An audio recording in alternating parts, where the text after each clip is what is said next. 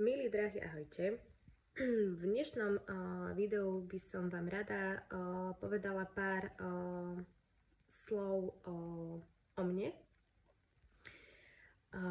Možno pre tých, ktorí ma nepoznajú, ale aj pre tých, ktorí ma už poznajú, prečo som sa práve rozhodla sprevádzať ženy v období tehotenstva a takisto ich sprevádzam aj po porodným obdobím.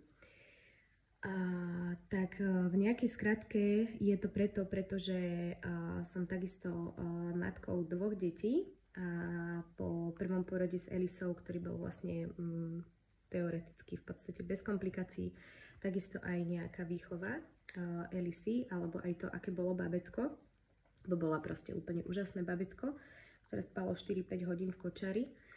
Tak po necelých 3 rokoch prišiel na svet Bennett, druhorodený syn, ktorý sa teda narodil naozaj veľmi ťažkým pôrodom.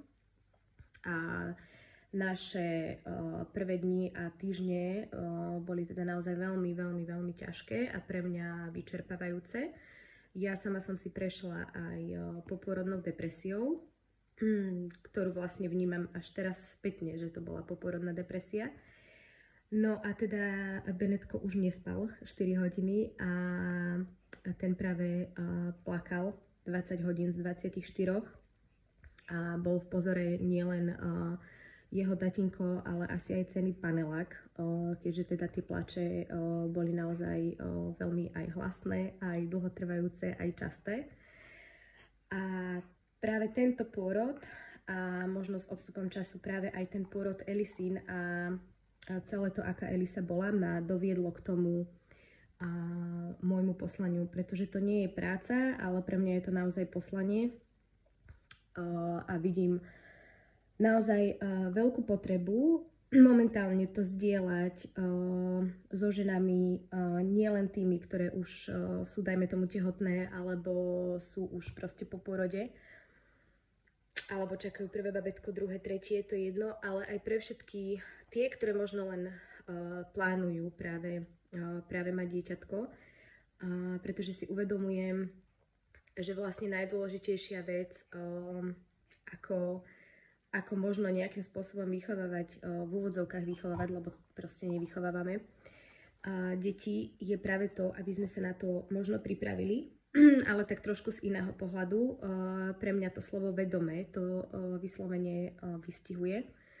A takisto robili aj veci tak, aby sme predchádzali takým situáciám, ako som ja práve prežívala s Bennettom.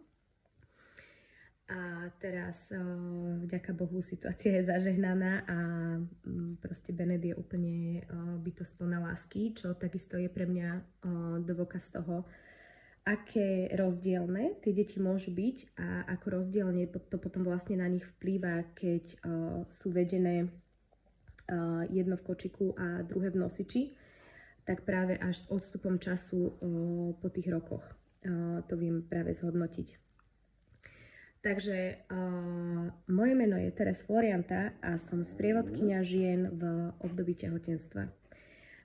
Sprevádzam ich takisto aj po pôrode a venujem sa aj babetkám, čo v preklade znamená, ak sa naozaj babetko narodí spôsobom, ktorý nebol možno úplne v súlade, ono aj tak je vždy všetko tak, ako má byť, to je tiež jedna z vecí, ale sú babetká proste, ktoré sú, dajme tomu, plačlivé a toto je vlastne jedna z takých vecí, ktorým sa venujem a volám to ladenie, pretože je veľmi dôležité sa práve s tým babetkom po tom pôrode zladiť.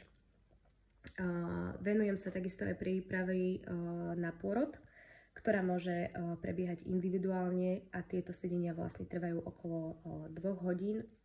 Kde samozrejme si vždy povieme aj tie technické veci o tom, ako sa pripraviť na pôrod, či už je to proste bylina na parka, alebo je to proste masážny olejček, ktorý vyrábam, alebo rôzne iné techniky, ale takisto je to aj práca s vašim podvedomím, s vašimi strachmi, ktoré práve počas tehotenstva vyliezajú na svetlo sveta.